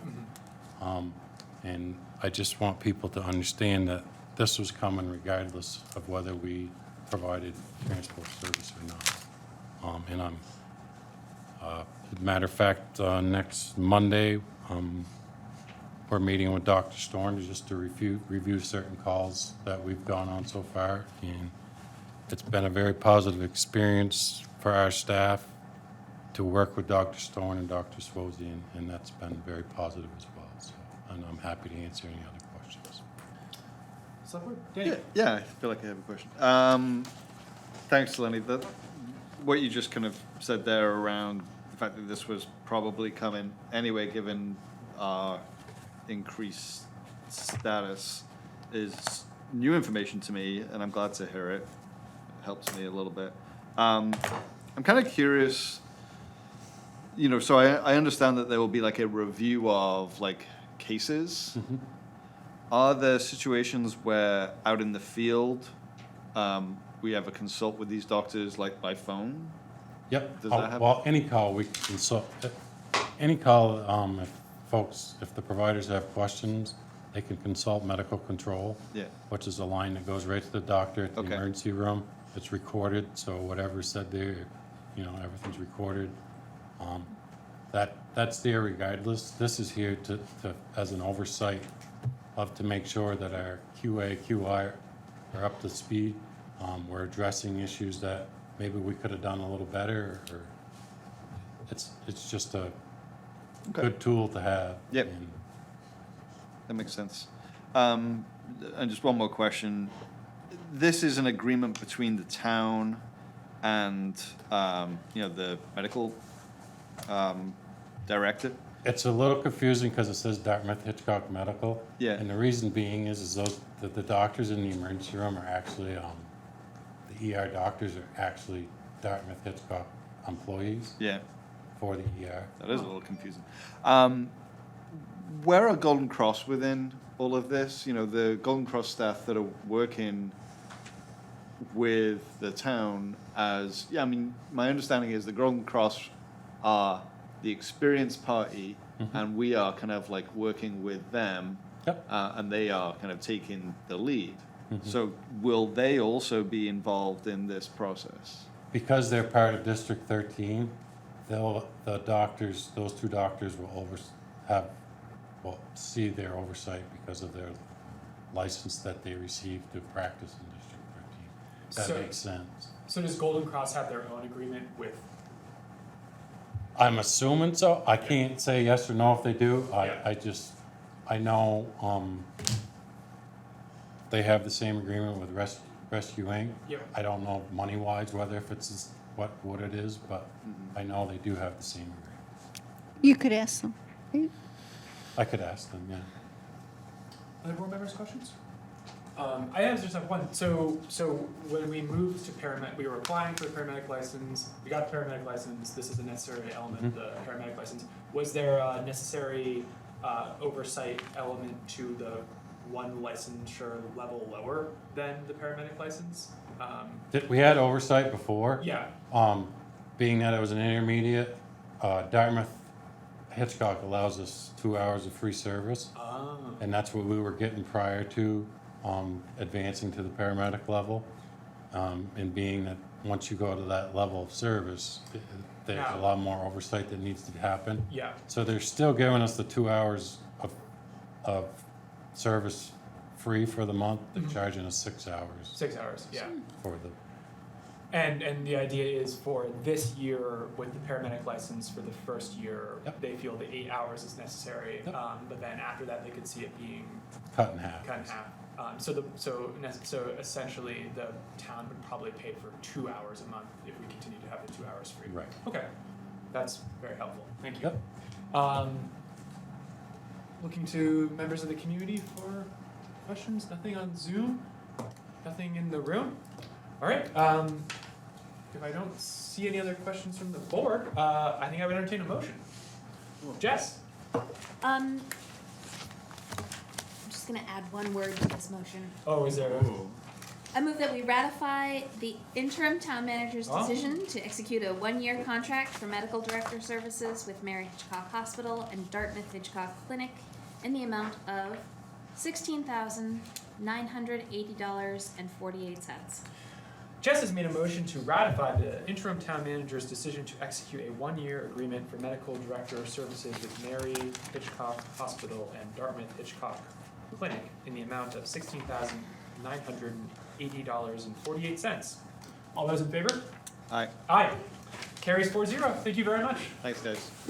All right, we move on to new business agenda item D, which is the first reading of an ordinance amendment, chapter 18. Patrick, is that gonna be you? That is going to be me. Yeah, here we go. I'm sorry, I'm about to ask you for another moment while I find the memo. Don't you dare apologize. Take as much time as you need. All right, so I think I can do this largely from memory anyhow. The board will recall this was an item which was on your previous agenda, and this was being brought forward at the same time as the request by Commonwealth Dairy for an additional allocation of water. As the board will recall, Commonwealth Dairy was seeking an increase in their water usage from 100,000 gallons per day up to 185,000 gallons per day. That had the support of the Department of Public Works with certain conditions, and that received the approval of the Select Board. At that time, we acknowledged that there were two changes that we wish to bring forward to Chapter 18, which covers water and sewer in town of Brattleboro. And the two changes were designed to accomplish two different things. The first change was to formally indicate that the highway and utility superintendent had the authority to authorize allocations for residential and commercial applicants. And the reason behind this is that residential and commercial applicants largely have very low-strength waste. There could be a really significant number of residential and commercial applications, and that would have very minimal impact on our wastewater treatment plant, which is separate from industrial users of the plant. And so just to finalize, the first change being proposed in the ordinance, it is to articulate that the staff have the authority to approve residential and commercial, but that the board wishes to continue to authorize all industrial users to the system. The second change is to address violations of industrial discharge permits for users in Brattleboro's utility.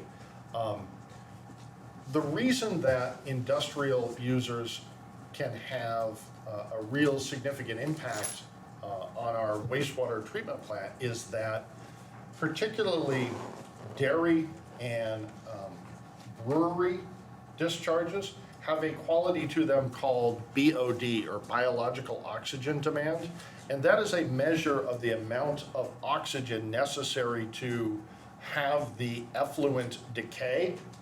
The reason that's important is because those discharges from a brewery or a dairy plant make their way to our plant, and we, as the town of Brattleboro, have a discharge permit into the Connecticut River. So in order for us to maintain the quality of our effluent into the Connecticut River and to ensure that the fish and plant species that live in the river are safe, we need to be monitoring the influent from industrial users. And so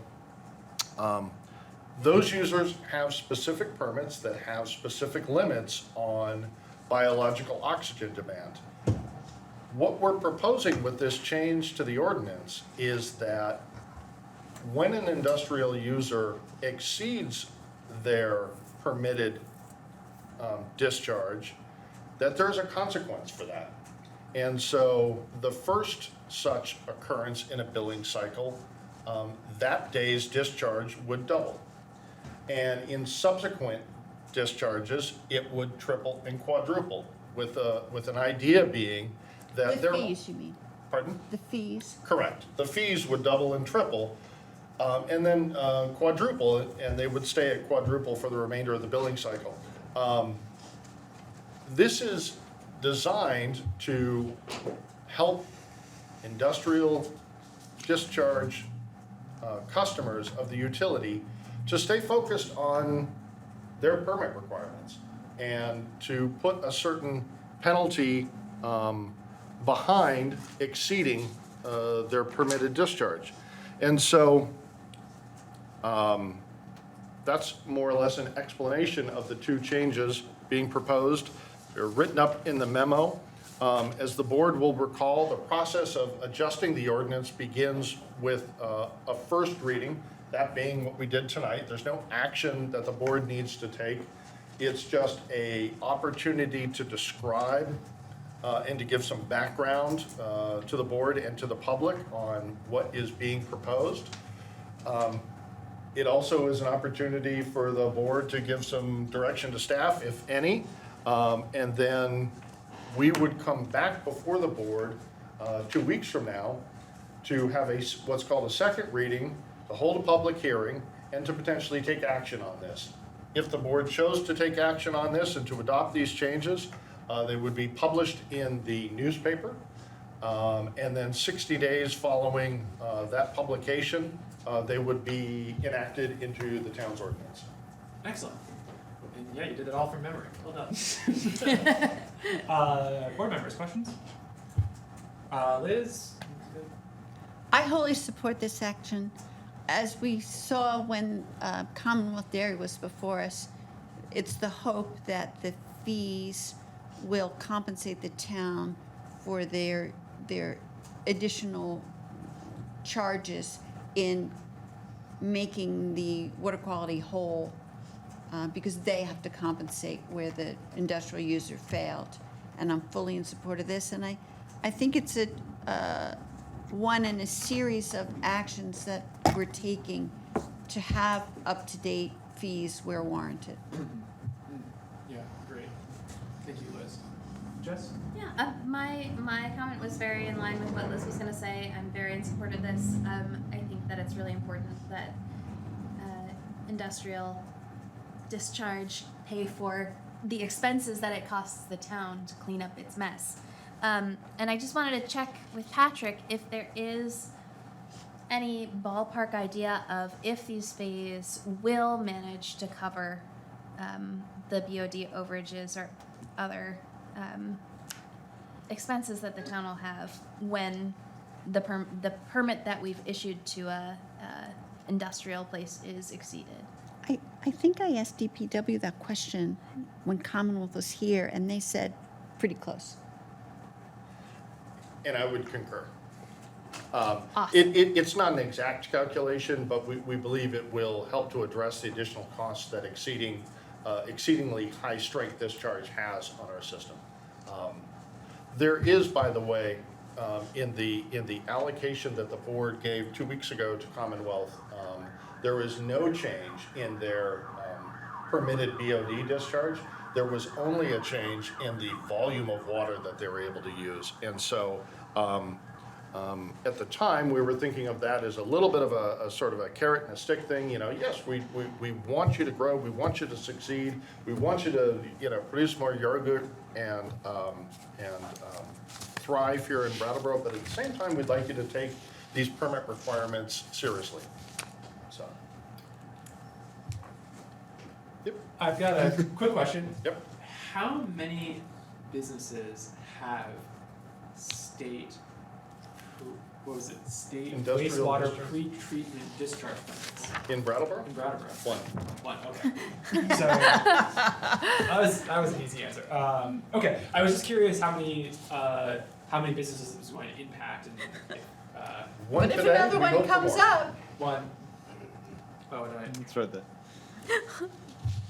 Okay. Sorry, you've been busy. Yeah. Okay. I don't think I had any other questions.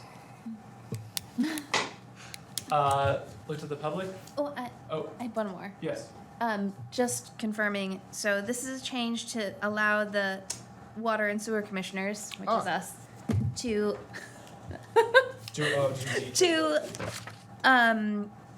grant allocations of water use and discharge back into the system, but doesn't have anything to do with, we don't have any control over the BOD limits or anything like that. That's something that the state issue. So that will be part of the state's review, and we'll piggyback on that. And I will point out, I got a text from Dan Tyler. There are two. Forgive me. Hey, somebody who wrote this memo. increase. Well, looky there. Huh. But like that this other Ian Goodenow, particular that's- industrial discharge user doesn't have a BOD issue. They have other issues. Well, that wasn't my question. It's good to know that we're not making this rule for one party. I was also kind of curious about that too. Yeah. Okay. Board members? I'm good. The public is not Excited about this? clawing at their computers to get on this issue? Okay. In that case, thank you very much, Patrick, for the in-depth presentation. Because this is a first reading, the board doesn't really have any action to take. And so I think we can just move on to new business agenda item E, which is the... Would you like to take a break? Take a break. You're right. Is it 8 o'clock already? It's 8 o'clock. Okay. In that case, we will hold off. Sorry. We'll take a 10-minute break and reconvene at 8:10. Thank you very much. It is 8:10. So we are going to reconvene the Brattleboro Selectboard. He's convening, is it okay? Okay. Good to go? Thank you very much, BCTV. All right, we move on to new business agenda item E, which is the monthly financial report. Come on up. Yay. Our new town treasurer. Yeah. Welcome. Thank you. Good evening. Good evening. So in your packet, you have your preliminary June 2022 finance budget reports for all three funds, which is general fund, parking, utilities. I stress that it is preliminary. We still have a lot of work to do to bring expenses back into the period, and we do have 60 days to do that. So we'll have a better idea in around September. Once we get all those journal entries and expenses and everything else that needs to come back in. So just so everybody knows, it is preliminary. So as you'll see on the general fund, the expenses were at 96.5% of the annual budget, and the general fund revenues were at 95.6% of the annual budget. For the utility funds, the expenses were at 94% of the budget, and the revenues were at 78.9% of the annual budget. Parking fund, the expenses were 101.7% of the annual budget, and the revenues were at 178% of the budget. The loan report is that we have $3.8 million in outstanding loans issued through the town's various loan programs. And this was a mistake. It should have been the town's revolving loan fund, not the program income. There is $190,000 in available funds for additional grants and loans as of June 30th. And as of June 30th, the grant report contains information on 24 active grants, and 8 grants are in the application process. So as you know, I stated last month, we're performing significantly better than budget this year. And Liz? I have questions. Liz. Okay. So, this is all very interesting because it's the end of the year. I think it's interesting that the parking revenues are so much higher than the budget. That's been a problem in the pandemic, and now it seems to have turned around. So if you remember, the select board we had losses in the parking fund of $555,000 due to the pandemic. And by the end of this fiscal year, we were directed to move some ARPA money to pay back the parking fund for their losses. That is reflected in these financial statements. That's why, that's why you're looking at 178%. Okay, great. Yeah. And then the 78.9% of the utilities fund, why does that not meet its expenditures? So you'll know that we just billed July 15th. We just billed the utilities for the last quarter. So that will be one of the entries that's made. That's about $1.3 million. That will bring us back up to, within like 98%. Thank you. You're welcome. Other board members? Daniel. Yeah, thank you. On page 2, general fund, revenues, Well, actually, let me preface this by saying I was kind of debating whether to even ask it, and within a, what is it, 19 million something, it's pretty small potatoes, and also if you don't ask it, you don't know. So page 2, revenues, benefits, employee contributions, we had 65,000 budgeted, actual is 0. Somebody remind me why that is. So I actually can tell you why. Good. I like when there's a question I can answer.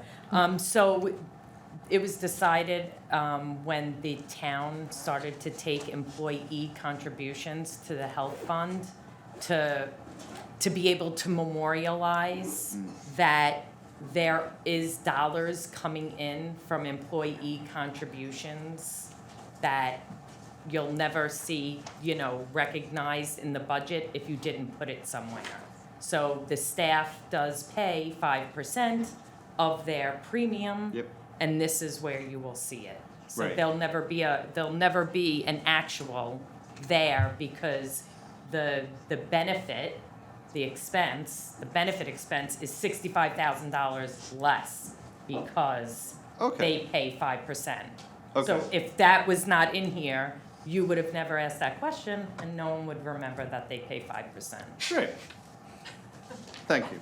Okay. There is some debate between Yeah. Kim and I as to whether or not we should continue with that. Yeah. The reality is, the employee contribution decreases the expense to the town rather than actually serving as a source of revenue. Right. And so it was important at the time to be able to document that, yes, there is something, the employees are providing a level of contribution. I think that's pretty well established, and so we may want to take a look at whether it makes sense to continue to acknowledge it in this way, or rather, if asked, to just indicate yes. Right. Yeah. The health insurance line would be much larger were it not for the employee contribution. So It would be $65,000 larger, or? that's approximately yes. Okay. All right. Yeah. Other question? I mean, it's the question that we pretty much ask every time. Yeah, Because I'm we waiting know for it. that, like, but why don't you ask it? No, please. Somebody else ask it. It's boring. Hey, Kim, in page number 1, in taxes, I see that we haven't received the most recent quarter's local option taxes for both rooms and meals and sales. And I know that it's coming, like, It usually after- comes August 15th. Yes. I did, yeah. Great. Yeah. Just, I guess, to keep beating that drum. Yeah. Yeah. And it looks like it's going to be pretty healthy. Yeah. Yeah. It should be substantial. Yeah. Good. Excellent. Other board members? Questions? No? Look to our, and I wanted to mention, we got an email in the middle of the meeting about someone who was having a hard time speaking on Zoom. And I just want to remind people that to speak on Zoom, you use the raise hand function, which is, I think, in the participation tab, but don't quote me on it because I know it changes depending on which version of Zoom you're running. But you raise your hand in Zoom, that puts your hand up in the participant column, and then Jessica, who's running our Zoom meeting, is able to then identify you, and then we're able to call on you when it's your turn to speak during the participation of the public. I know the person who was having a hard time wanted to speak on the resolution that we discussed earlier in the meeting, and that will be coming back before the board at the next meeting, and so hopefully they'll be able to figure out that technical issue and participate in that. Daniel? Yeah, I think it's also worth pointing out that depending on the version you have, it might be in the reactions Okay. button, right? There's a little, what does it look like, Jessica, the reactions? Is it a smiley face or something? It is like a smiley face. Yeah. Okay. So the smiley face one, Smiley face. click that, Yeah. and it will reveal an option to, like, raise a hand. It might have a picture of a raised hand. It does. Yeah. Okay. So, thank you for Thanks. reminding me of that. Okay, so without any hands there, was that a hand? I was too excited. I thought you were going to change the subject. Do you want to speak on the budget? Yes. Okay. Come on up. I didn't even get so excited. It's exciting.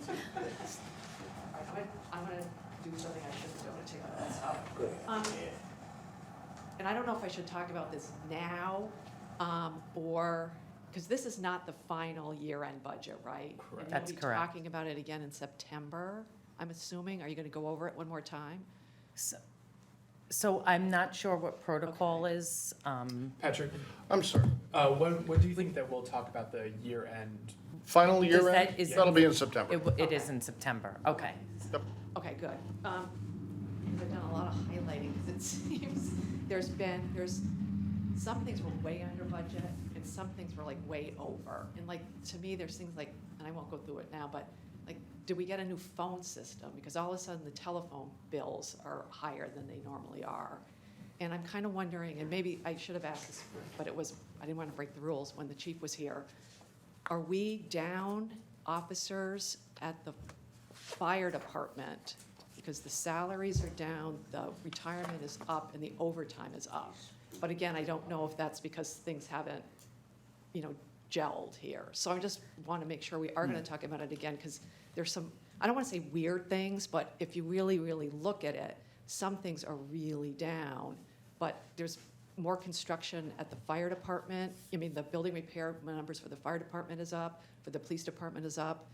There's a lot of overtime in public works as well. So I would just, it's concerning right now if you look at it, because we didn't make our revenues, but our expenses are up. And if we did fill all those expenses, we'd be way over budget. Probably not making any sense, but No. if you really, really look at it. So I'm just wondering. And then there's just one line item that I'm just curious if anybody knows what it is. It's under the human resources budget. It's personnel management expense. We had 20,000. Can we get a page number? Sorry. Oh, I'm sorry. Page 4 at the bottom. At the human resources. Oh, I'm there just it is. curious, because it's sort of vague, personnel management expense. It went over by 42,000. But I won't go through all of them, but if you're going to talk about it in September, and if somebody knows the personnel management expense, I'd just be interested to know. Patrick has Yes. answers. Two things. When we report year-end final numbers in September, I'll make sure and include a memo specifically speaking to some of the more significant ups and downs and sort of offering some explanation, because I think each of them does have an explanation, and I'll make sure and have that included. Personnel management expenses is it's an interesting line. We never know necessarily, and it's important to keep in mind that we budget way in advance, right? So we're budgeting in, let's say, October through December or October through January for a period that doesn't begin until July and then doesn't conclude until the following June. So it starts, 8 months out in advance, and it doesn't complete until 20 months out in advance. So we never really know necessarily how much we're going to spend on things like personnel management. So we use a sort of a standard number based on our historical averages. I can tell you that the reason in this particular year why that number is $40,000 in excess of what was budgeted is largely a result of an unplanned need to replace the town manager and a contract that we chose to engage services for that search. And so we didn't know at the time when we prepared the budget that we'd be replacing the town manager or replacing the town manager in that way. So, but that's where that type of expense would go in the budget. So was the whole 62,000 for the search for the town manager? I really don't believe so, but I believe about 40 was. Okay, so in like September, though, we can get a rundown. If you'd like a detailed rundown of personnel management expenses, I know it's typically a number of things. In this particular year, it went over by a pretty significant margin, and largely because of the town manager search. Yeah. I'll wait till September. I can show you when I stick my highlights. Yeah. Can I? Yeah. I mean, I feel like these are the conversations we have during budget season as well, right? Because by that time, we're looking at budgeted for next year, but also we're looking at actual, right, for the previous? Yeah. And there's usually all kinds of questions just like that about particular lines and what the story is. And by that time, the dust has settled and we're sort of planning for the next budget. and I know that you know all this because you sat here, but I encourage you to like stay engaged during that process as well. And, you know, we'll certainly be asking lots of questions about like, well, what happened with this line? Why the heck did it do this? And what's the plan? It might be helpful too, Kate, when we get to that, if you want to reach out beforehand for particular line items where you want a more specific breakdown, because I don't think, like, I'm not sure if during that discussion we're going to have that level of detail for every line item, but I think it's entirely reasonable to want to know any particular one's breakdown. But if you let us know in advance, then we can make sure that we all have that data in front of us. I will. I just didn't, like, I wanted to make sure I was speaking to it when I should, and I think sometimes you go over, I was on the board, you go over it and you think, oh, it's really exciting because it looks like our expenditures are down. I mean, we've come under budget, but in reality, right now, we're over budget. And so it's kind of like, I just didn't want to get too excited tonight that this was great, because we won't know until September is basically what I was asking. Yeah, I mean, I guess I'm curious if, can we speak to that a little bit? Are we, like, I don't know. It's neither great nor not great. It is what it is. It's a preliminary year end, and it's going to be adjusted significantly by a variety of other revenues and expenses. And so we do believe that we're going to finish the year better than budget. And the degree to which we will, we'll learn as we proceed. Can I want to reconcile that statement with Kate, your comment. I just am trying to understand, because I'd like to just be able to. If you look at what we have, if you look at what you have in front of you right now, expenditures exceed the revenue. And the reason, and again, Kim's way more smart about this than me. This is just me, like, at my house looking at this. If you look at the expenditures, some of them come in way under budget, like 50%, under budget as of right now. Some of them are like 50% or more over budget. If those 50% that are like under budget continue to go up, like if they're bills we haven't paid, that's going to make the expenditures go up, and you do have some more revenue that can come in. But is there enough revenue that's going to come in that's going to make the expenditures? Do you see what I'm trying to say? Yeah. I mean, some of these are significantly under budget. And so I guess my understanding is that, and please correct me if my understanding is that the revenue that we do expect to come in will cover or obviously we can't say for certain because we're not there yet, but that's at least what I'm understanding from your presentation and kind of what the tone of these presentations have been over the last couple of months. That is correct. Okay. That is correct. So it's not the nail biter one might think. No, and I also think that when you're looking at particular line items and it's not completely a full year end, it's not the best bar to look at, because even as you're mentioning payroll, like that isn't even a full payroll picture because a journal entry needs to be made because the first payroll in July was 9 days of June. So that entry has to be made. That's gonna bring some of our numbers up.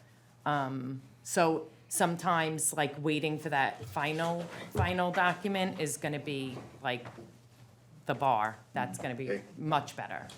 But you can ask me any questions also that you want, Kate, please. Yep. Absolutely. Yeah, I really appreciate that, Kate. I really appreciate the questions and the comments on it, and I think that it sounds like we'll have a really good conversation in September when we got the full total numbers, and I really do encourage you to reach out so that we have those more detailed breakdowns. Is there any other questions on it now? You don't want to get me started. Okay, all right, well then, we'll plan to have a more thorough deep dive in September. Yeah, September's the best. Cool. Okay. In that case, board members, any other, no? Okay, in that case, I'd entertain a motion. Oh, I'll make a motion. I move to accept the monthly financial report as presented. Daniel has made a motion to accept the monthly financial report as presented. All those in favor? Aye. Aye. Aye. Carries 4-0. Kim, thank you so much for the presentation. Really Thank you. appreciate it. All right, board. We move on to new business agenda item F, which is the interim town manager contract for approval. So I actually will be presenting on this item. So board, what you're looking at is the interim town manager contract for Mr. Moreland. He and I executed this contract attested by Town Clerk Francis on the 28th of June, as Patrick had already started in his role as the interim town manager. It's pretty boilerplate as far as the contract goes. The only elements of it that I would point your attention to would be that we are going to be paying Patrick during the interim period at the step 3 of the town manager wage scale. And that determination was made because Patrick has had previous experience being town manager during other interim periods where there was not a town manager hired by the town. And the board, in recognition of that experience, felt that it made sense to have him at the step 3. The other element that I'd like to point the board's attention to is that in the salary section, the second paragraph, so the salary rollback when we hire a new town manager, that it will incorporate any across-the-board wage, cost of living, percentage wage increases when Patrick becomes the assistant town manager again. The idea behind this is that we don't want to penalize Patrick for being the interim town manager and then have, when he moves back to his pay scale of the assistant town manager, miss those cost of living percentage wage increases that he would have gotten had he been in that position the whole time. Besides that, I just want to take one moment to make Patrick feel uncomfortable and thank him very much for his willingness to step into this role during this time, to provide leadership that the town trusts and believes in.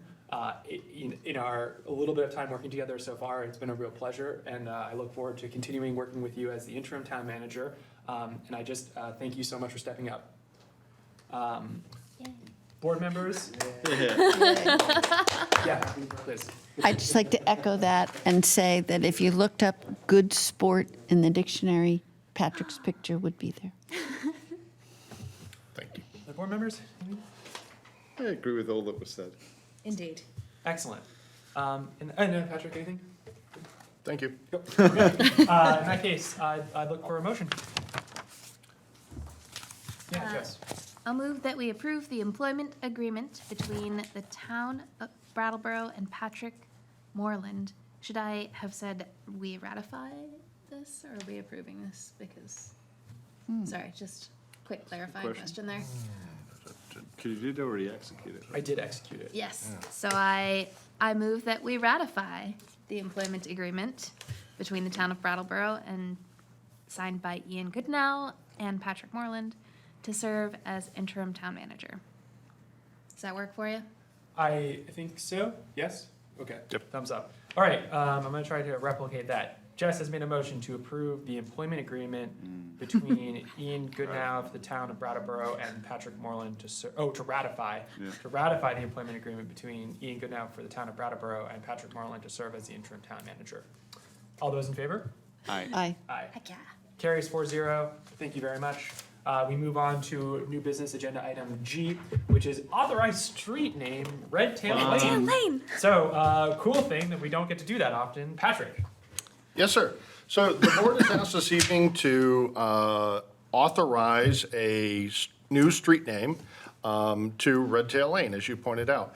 Now, this is a circumstance that comes up somewhat infrequently, but I've seen it happen 2 or 3 times, where there is an existing property that gets subdivided, and then that second property gets a house built on it, and they make use of the same driveway. In that case, everything's fine.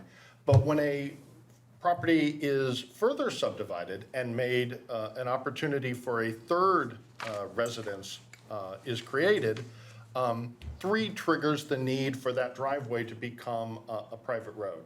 And so the 2 existing addresses on what are, I think it's Greenleaf Street, will become new addresses on a new road to be called Red Tail Lane, along with a new property, or rather a new residence, which we believe will be constructed on the property. So this is all in accordance with the town's obligations under the E911 program. And so when a third location is established, the town has an obligation to establish a name. The name Red Tail Lane has been verified and actually came from the residents at that location. And so I believe that's the sum of it. Excellent. Thank you very much, Patrick. Board members, question? Nope. I'm excited. You're excited I'm about it? excited that we're gonna have a road that that both is the name of a local, wildlife species, red-tailed hawks. Very excited, and then also red tails were. Oh no, my brain just lost the name. The Tuskegee Airmen's nickname. Okay. Red tails. So I think that's really cool, and yeah, I'm excited to vote yes for this. Board members? I have just one quick question, Patrick. In the backup material, one of the points was made that the fire and police do not express any concerns about the name. Mm-hmm. Is that about like if it were to like come in through dispatch for confusion with another? Okay. Yep. So it's just saying it's. So it doesn't very closely match Yeah. another existing name. Yeah. So for example, we have a high street. If there was a high lane, a high place, a high. Yeah. What about Yeah. Clark Street and Clark Ave? There are examples that previously exist, but we're certainly not going to make any new examples. Okay. Okay. Thank you. In that case, I don't have any of the other questions. So, Liz?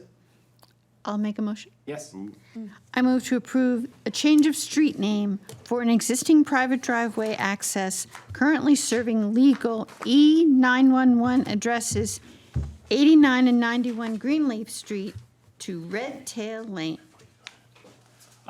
Liz has made a motion to approve a change of street name for an existing private driveway access currently serving legal E911 addresses 89 and 91 Greenleaf Street to Red Tail Lane. All those in favor? Aye. Aye. Liz, are you voting? I see that. That'll be 4-0. Motion passes. Moved Thank on you very already. much. Okay, so we're gonna move on to the last new business item H, which is committee appointments. Daniel's going to speak briefly to it first. Daniel? Yep, thanks, Ian. I was out of town at our last meeting, getting a suntan. And I did not see the interviews for Ricky Rosati, Jenna Struble, Kit Barry, and Eric Stewart. I was present this evening at 5:15 when we interviewed Amy Thornton Balin. But I do not feel like it would be fair for me to cast judgment on candidates whose interviews I didn't see, so I'm going to abstain from the vote for the Arts Committee. Thank you very much, Daniel, and I appreciate that. I think it's an important precedent to set that if you're going to vote in committee appointments, you should have seen all of the interviews. So, okay, so board members, we have, as I spoke to at the beginning of the meeting, Brattleboro Housing Partnership, we had one withdrawal. So the two applicants who are applying, there are two vacancies, and so we can just appoint those directly to it. The one that we have to actually vote on is the Arts Committee. There are 3 vacancies, and we had 5 interviewed applicants. I believe that's correct. Those applicants were Ricky Rosati, Amy Thornton Balin, Jenna Struble, Kit Barry, and Eric Stewart. So do I need to remind everybody how we do this? Or do you Yes, remember? because it's very confusing. Okay, so the board, we go around and we nominate individuals who we want to appoint to the board. Then